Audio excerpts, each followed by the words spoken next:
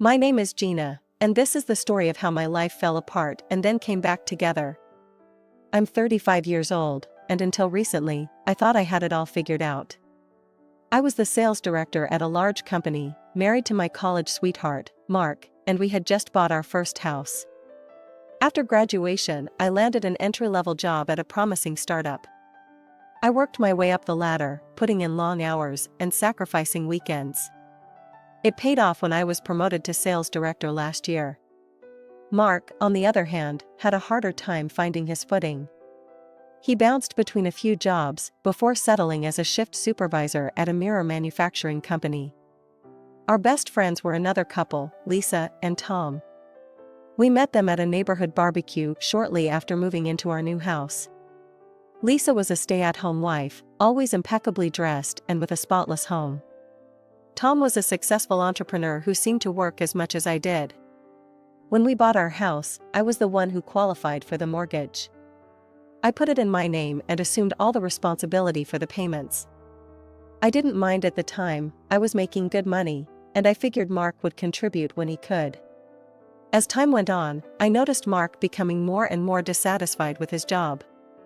He'd come home complaining about his boss, saying things like, "He's always on my case about everything.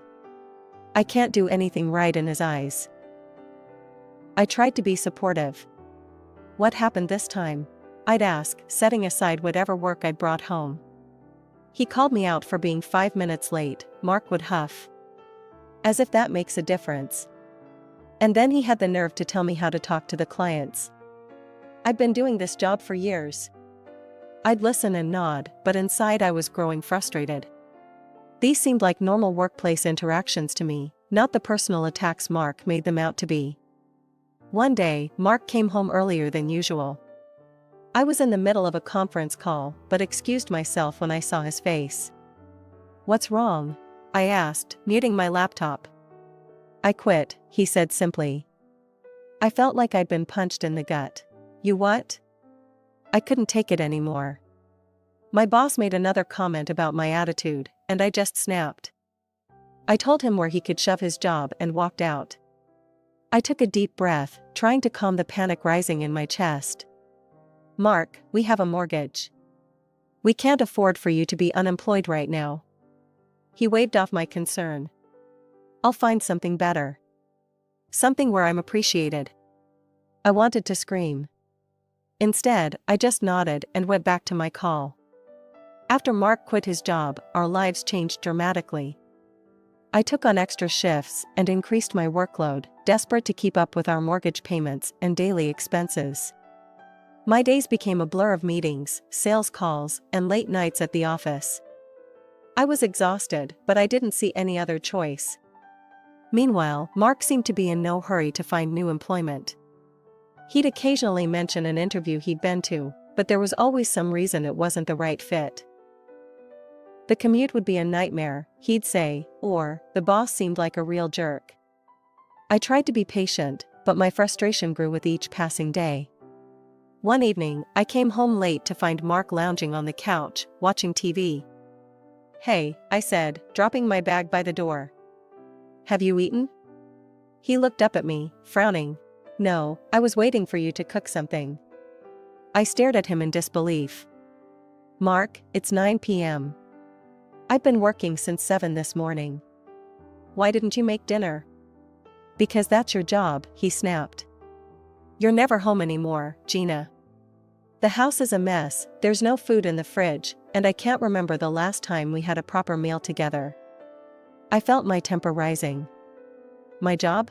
My job is keeping a roof over our heads and food on the table." "What exactly is your job right now, Mark?" "I'm looking for work," he shouted. "Do you think I enjoy sitting around all day? But I'm not going to settle for just any job. I deserve better than that." I took a deep breath, trying to calm myself. "I understand that, but we can't afford for you to be so picky right now.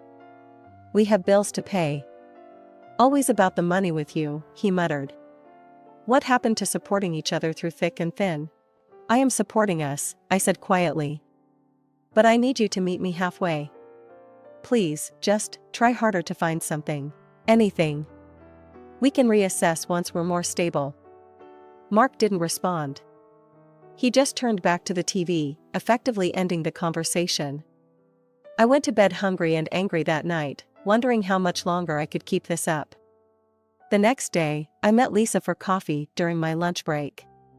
She looked fresh and relaxed, her hair perfectly styled and her nails freshly manicured.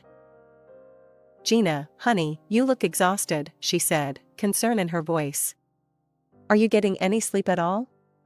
I sighed, sipping my double espresso. "Not much. Work's been crazy, and things at home are tense." Lisa reached out and patted my hand. "You're working too hard. You need to take care of yourself, relax a little. Tom always says a happy wife makes for a happy life." I bit back a retort. Lisa meant well, but she had no idea what my life was like. "It's not that simple for us right now," I said instead. "But I'm sure things will get better soon." As the weeks went by, the tension in our house grew thicker. Mark's job search seemed to be going nowhere, and I was stretching myself thin, trying to keep everything afloat. Our conversations, when we had them, were short and often ended in arguments. One evening, I came home to find Mark dressed up, ready to go out. "Where are you going?" I asked, surprised. "Out with the guys," he replied, not meeting my eyes. "We're going to play golf." "Golf? At this hour?" I was skeptical, but too tired to argue. "Whatever. Have fun." As he left, I couldn't shake the feeling that something wasn't right. But I pushed it aside, focusing instead on the mountain of work I'd brought home. The next day, I decided I needed a break. I took a rare day off from work and planned to surprise Mark with a weekend getaway. When I called to tell him, he seemed distracted. "This weekend? I can't. I've got plans with the guys again." I felt my heart sink. "Again? Can't you reschedule?" "No, it's important. Sorry, babe." He hung up before I could respond. Frustrated and hurt, I called Lisa. Maybe she and Tom would want to do something. "Oh, Gina," Lisa's voice was apologetic. "We'd love to, but Tom and I are visiting my parents this weekend." "Rain check?" I agreed, trying not to sound as disappointed as I felt. It seemed like everyone had plans except me. On a whim, I decided to go shopping. Maybe a little retail therapy would lift my spirits. As I was browsing through a department store, I heard a familiar voice. "Gina, what are you doing here?" I turned to see Tom, Lisa's husband, looking surprised and slightly uncomfortable. "Tom, I thought you and Lisa were visiting her parents this weekend?" His brow furrowed in confusion. "Her parents? No, we didn't have any plans. Lisa said she was spending the night at your place." My blood ran cold. "What? No, she's not with me. She told me you two were out of town." We found a quiet cafe and sat down. Tom looked grim as he spoke. "I've had suspicions for a while now," he said. "Lisa's been acting strange, always on her phone, making excuses to go out. I think our spouses might be having an affair." The world seemed to tilt on its axis. I couldn't breathe. "No," I whispered. "They wouldn't." But even as I said it, pieces started falling into place. Mark's mysterious outings, Lisa's constant presence in our home, the way they looked at each other. Tom reached across the table and squeezed my hand. "I'm going to hire a private investigator. We need to know for sure. And we don't let on that we suspect anything. Can you do that, Gina?" I took a deep breath and straightened my shoulders. Yes, I can." As I drove home that evening, my mind was reeling. How had I not seen this coming? I walked into our house, half expecting to catch Mark and Lisa in the act. But the house was empty and quiet.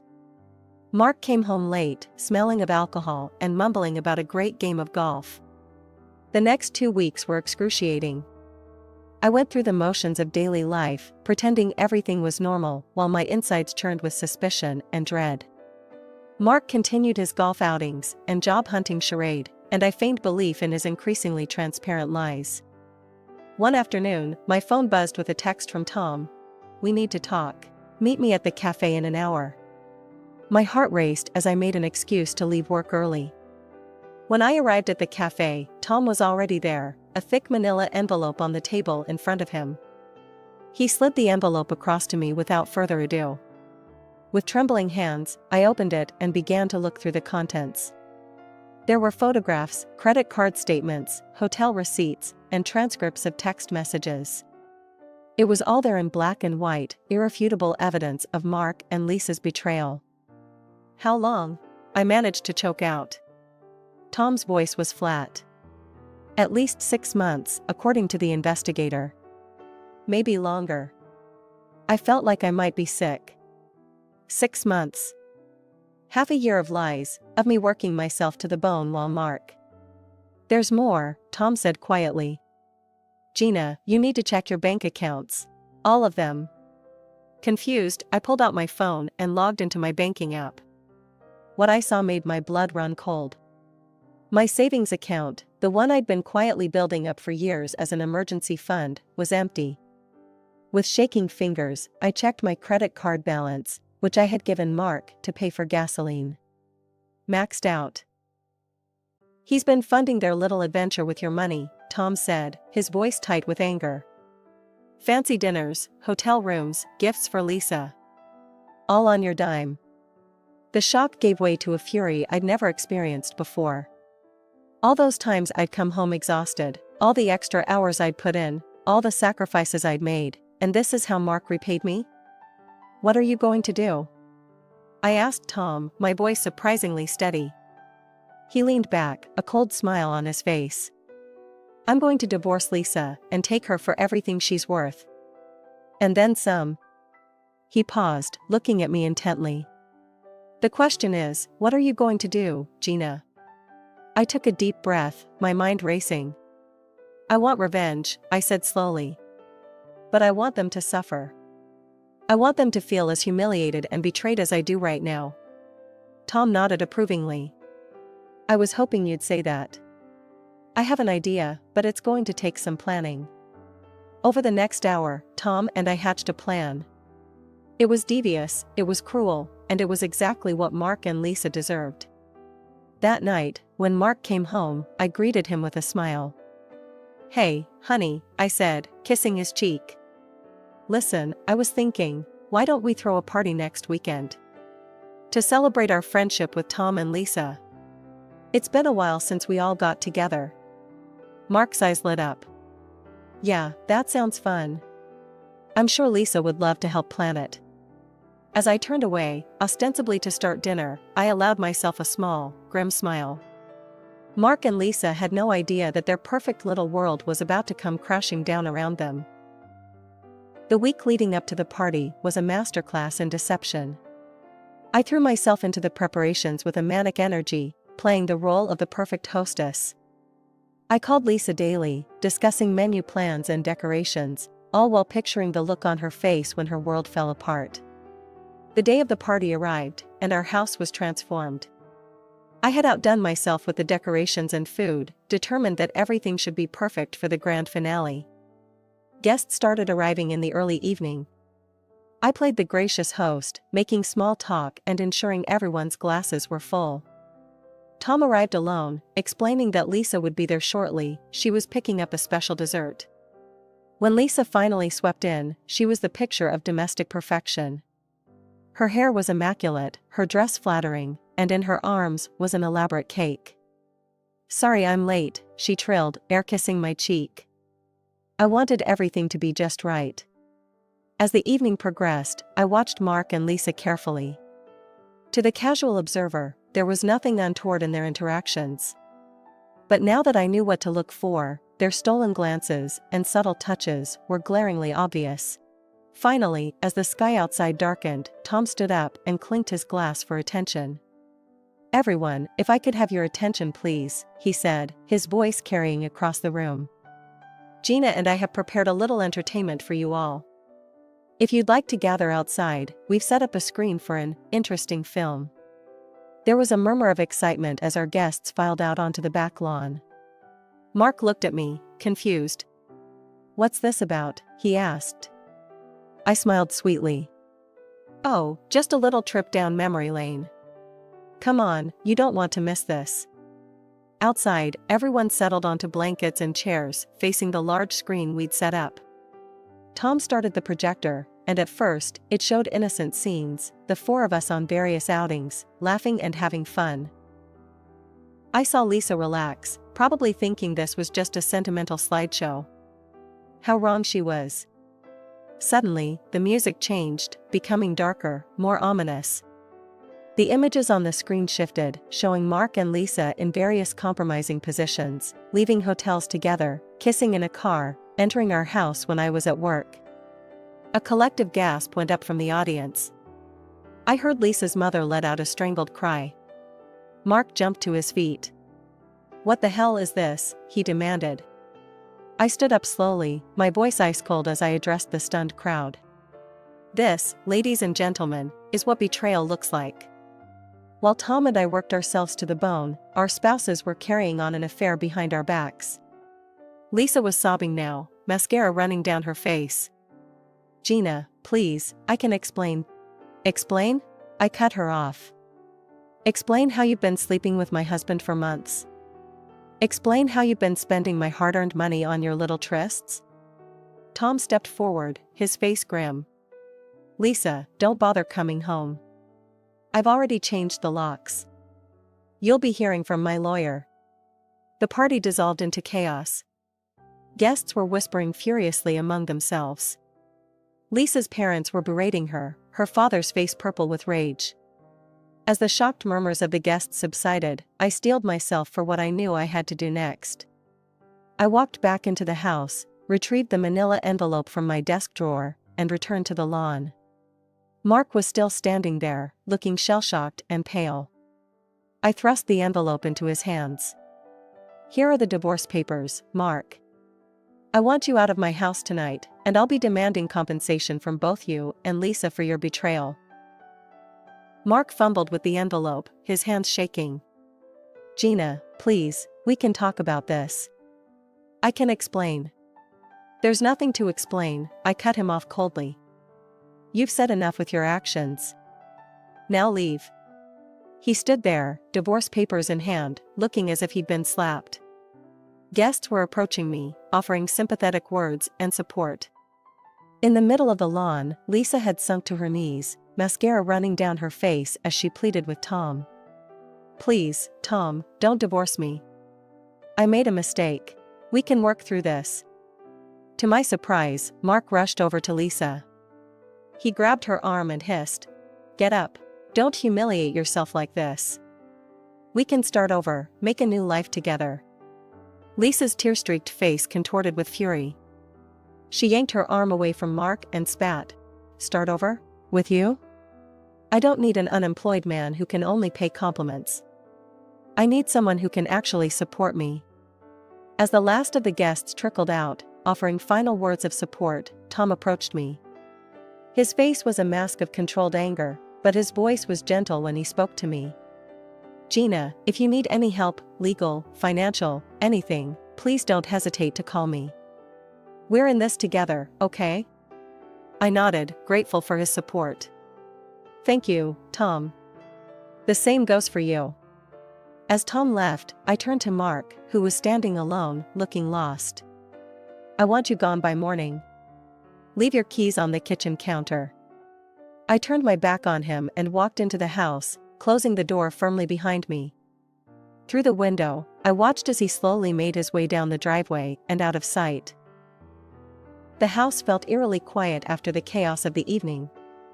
I sank onto the couch, emotionally and physically exhausted. Tears threatened to spill, but I held them back. I was sad, yes, mourning the death of my marriage and what I thought was a close friendship. But underlying that sadness was a sense of calm, even relief. For months, I had been carrying the weight of an unemployed, dissatisfied husband. I had worked myself to the bone, trying to keep our life afloat while he contributed nothing but complaints. Now, that burden was lifted. Yes, the road ahead would be difficult, but for the first time in a long time, I felt free. In the weeks following the explosive revelation at the party, life took on a new rhythm. I threw myself into work, finding solace in the familiar routine of sales reports and client meetings. But unlike before, I made sure to maintain a healthier balance, reducing my overtime and actually using my vacation days. One afternoon, as I was leaving the office, I ran into Tom. He looked tired but determined. "Gina," he greeted me with a nod. "How are you holding up?" I managed a small smile. "I'm doing okay. How about you? Any news?" Tom's face hardened. "The divorce is final. I kicked Lisa out of the house last week."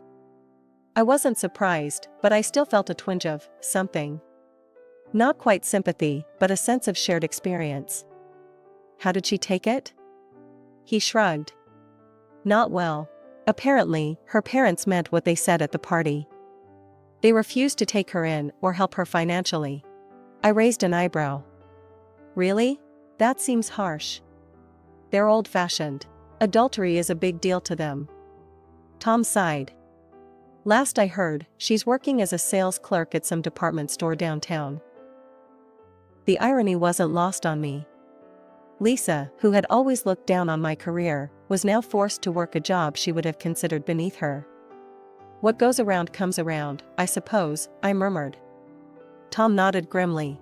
"How are things with Mark?" I rolled my eyes. "He won't stop calling and texting. Keeps begging for another chance. But I feel nothing. The love, the trust, it's all gone. I can't imagine ever wanting to be with him again." We parted ways, and as I drove home, I reflected on how much had changed in such a short time. The next day, I met with my lawyer to discuss the progress of my own divorce proceedings. She greeted me with a triumphant smile. "Good news, Gina. The judge has reviewed the evidence, including the detective's report, and has ruled in our favor on all counts." I let out a breath I didn't know I'd been holding. "What does that mean exactly?" "It means," my lawyer said, "that Mark has been ordered to pay you substantial compensation for his infidelity. Moreover, he's required to repay every cent he took from your reserve account and credit card for his affair with Lisa." As I left the lawyer's office, I felt lighter than I had in years. With the compensation and repayment from Mark, I was able to pay off the remainder of my mortgage in one fell swoop. The house was now truly, fully mine. That evening, as I was celebrating my newfound financial freedom with a glass of wine, my phone buzzed. It was Mark, again. "Gina, please," his message read. "I know I messed up. But I love you. Can't we try to work things out? I'll do anything." I stared at the message for a long moment. Once, those words might have moved me. Now, they just left me cold. I typed out a response.